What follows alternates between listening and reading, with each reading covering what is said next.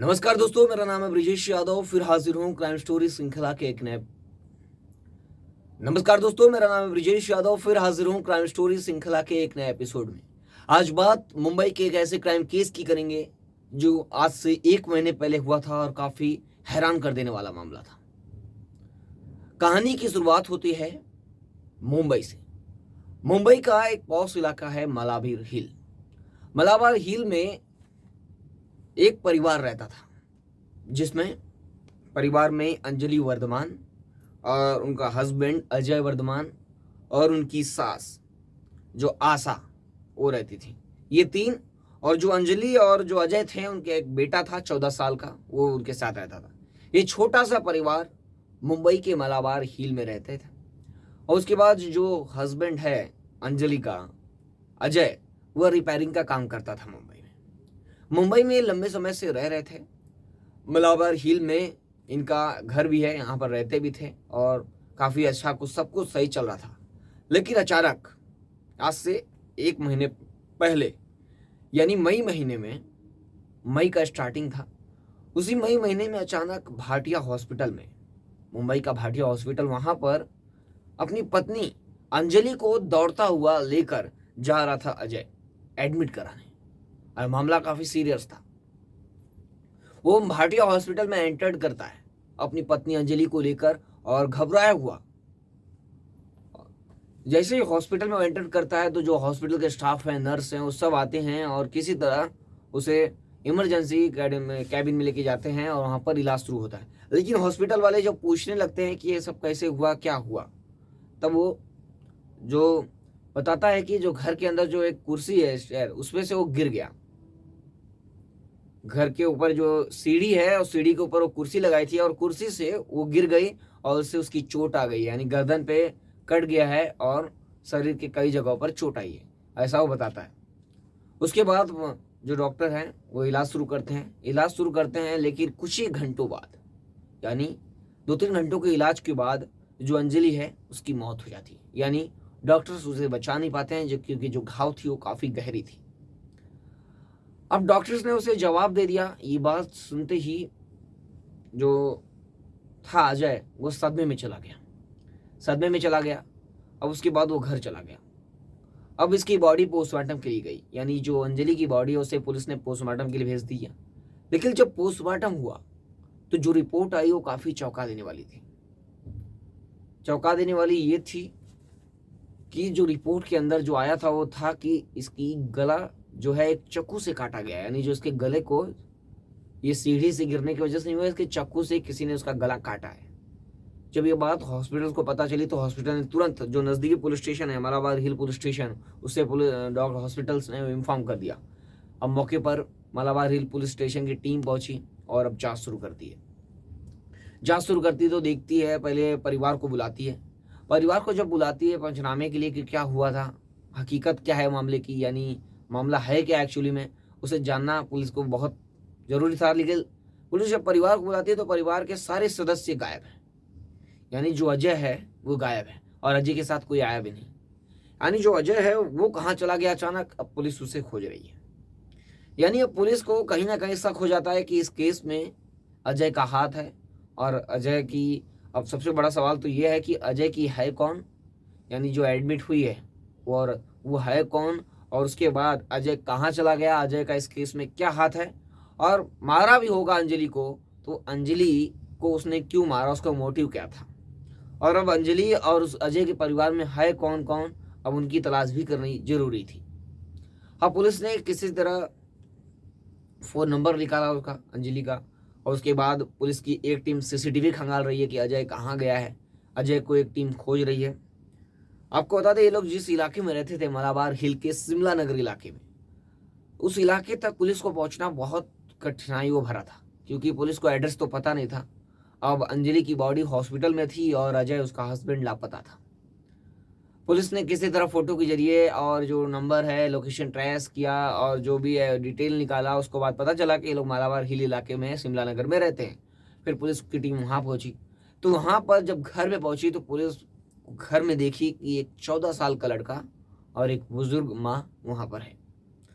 अब बुजुर्ग माँ से जब पूछताछ की जाती है तो ये लोग कोई क्लियर कोई जवाब नहीं देते, यानी जो माँ है वो क्लियर जवाब नहीं देती, उसको वो बोलती है कि मुझे कुछ नहीं पता इस केस में और इस मामले में क्या है कुछ है मुझे कुछ नहीं पता है। अब पुलिस की टीम भी ज़्यादा प्रेशराइज नहीं करती है और वहाँ से निकल जाती है अजय की तलाश में, क्योंकि अजय अगर पकड़ा जाता है तो पूरा मामला क्लियर हो जाएगा। लेकिन अजय पुलिस के हाथ लग नहीं रहा था और ये केस फंसता जा रहा था। केस इसलिए फंस रहा था कि अब अंजलि की बॉडी भी पड़ी है और उसके बाद परिवार वाले भी, जो परिवार में सदस्य हैं, जो अजय की माँ है उसे भी कुछ पता नहीं है और जो बेटा है वो तो नाबालिग है। अब पुलिस के हाथ अजय लग नहीं रहा था, पुलिस की कई टीमें उसे तलाश कर रही थी, सारे मोहल्ले और जगह जगह सीसीटीवी तलाशे जा रहे थे, उसकी फोटोज को लेकर स्कैन किया जा रहा था, लेकिन कुछ भी पता नहीं चल रहा था। उसका नंबर पुलिस निकाली परिवार वापस जाकर, लेकिन वहाँ पर भी पुलिस को जो नंबर मिला उससे पुलिस को बड़ी कामयाबी नहीं मिल रही थी उसको ट्रेस करने में, यानी अजय को।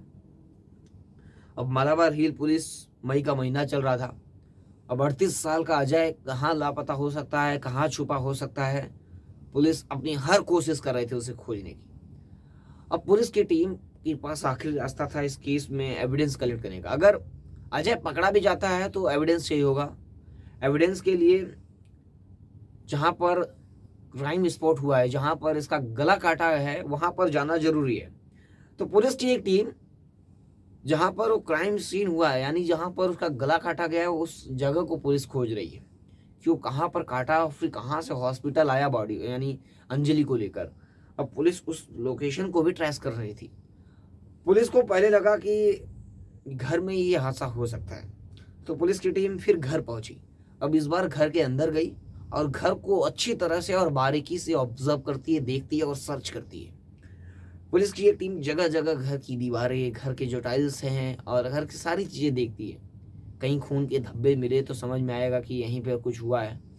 लेकिन पुलिस की टीम जब हॉल में देखती है तो वहां पर भी कुछ नहीं, जगह जगह देखती है कुछ नहीं। लेकिन पुलिस को घर के अंदर तो कुछ नहीं मिलता है, ना खून के धब्बे मिलते हैं, क्योंकि पुलिस ऊपर से ही ऑब्जर्व कर रही थी, कोई केमिकल रिएक्शन या कुछ ऐसा करके वो ऑब्जर्व नहीं कर रही थी कोई केमिकल डाल के। तो पुलिस की टीम में जो इंस्पेक्टर थे उन्होंने क्या किया कि जो लड़का है देखे कि वो लड़का बोलने और समझने में होशियार था थोड़ा। अब उस लड़के को पुलिस ने किसी तरह लेकर उससे बात करने की कोशिश की उस लड़के से, कि लड़का अगर घर में होगा तो घर में जो भी कुछ हुआ होगा वो जरूर जानता होगा, और लड़का है कभी झूठ भी नहीं बोलेगा, जो भी बोलेगा थोड़ा घुमाएंगे तो जरूर पता चल जाएगा। अब लड़के से पुलिस पूछताछ करना शुरू करती है। जो 14 साल का बेटा है अंजलि अजय का, उससे पूछताछ करती है। पूछताछ करती है तो दादी थोड़ा वो होती है कि ये सब कुछ बता देगा, क्योंकि दादी को किसी बहाने पुलिस उसे कहीं और भेजती है, यानी घर के किसी और हिस्से में, और पुलिस लड़के से पूछताछ करती है। पूछताछ में पता चलता है कि जो लड़का है 14 साल का, वो बताता है कि मम्मी और पापा जो पेरेंट्स हैं उनके बीच में झगड़े होते थे। झगड़ा होने के बाद गुस्से में पापा ने जो भी कदम उठाया, यानी उसके बाद चाकू निकाला और उसके बाद हमला कर दिया मम्मी के ऊपर, सारी बातें पुलिस को पता चल गई। यानी कि अंदर क्या कुछ हुआ था, दोनों पति पत्नी के बीच, घरेलू विवाद के बीच कुछ झगड़ा हुआ और दोनों के बीच झगड़ा इतना बढ़ा कि जो अजय है वो चाकू निकाल कर मार दिया अपनी पत्नी अंजलि को। और पुलिस को ये भी पता चला कि जो अजय है वो काफ़ी हरस करता था अपनी पत्नी को, अंजलि को। 2020 में जो महामारी आई थी कोरोना महामारी, उस समय भी वो हथौड़ा से अपनी पत्नी के सर पर वार किया था, हैमर से, ये भी पता चला है, और काफ़ी हैरास करता था, ये बात भी सामने आई है। अब पुलिस की टीम अजय को गिरफ्तार करने की कोशिश करती है, लेकिन आखिर 1-2 दिन के बाद अजय गिरफ्तार हो जाता है। गिरफ्तार हो जाने के बाद अब पुलिस अजय से भी पूछताछ करती है। अजय से जब पूछताछ करती है तो पता चल जाता है कि अजय ने इस घटना को अंजाम दिया। और पुलिस पूछती है कि मारा कहाँ, तो पुलिस को पता चलता है कि अजय ने मारने के बाद, अपनी पत्नी को मारने के बाद वो जाकर कपड़ा चेंज कर दिया, कपड़ा, क्योंकि वो घबरा चुका था कि वो फंस जाएगा। उसने कपड़ा चेंज कर दिया और घर में जो भी खून के छींटे थे वो अपनी माँ की मदद से उसको साफ कर दिया, और अपने कपड़े को भी चेंज कर दिया और कपड़े को भी फेंक दिया जिसमें खून लगे थे। और उसके बाद वो नया कपड़ा पहन के, अपनी जो घर के साफ सुथरे कपड़े उनसे पहन के अपनी पत्नी को हॉस्पिटल लेकर गया, इस केस को नई कहानी देने के लिए कि वो गिर गई है सीढ़ियों से। ऐसा कुछ नहीं था इस केस में। पुलिस को एक खुलासा होता है और पुलिस इसे कोर्ट में पेश करेगी, और कोर्ट में पेश करने के बाद अब अदालत इसे पहले कस्टडी में भेजेगी। कस्टडी में भेजने के बाद क्या सज़ा होती है, चार्जशीट दाखिल करने के बाद ये पता चलेगा। अब अदालत में यह मामला अटका हुआ है और क्या फैसला अदालत सुनाएगा ये देखने वाला होगा। फिर मिलेंगे एक नई कहानी और एक नई घटना के साथ। तब तक के लिए जय हिंद। सावधान रहें, सतर्क रहें।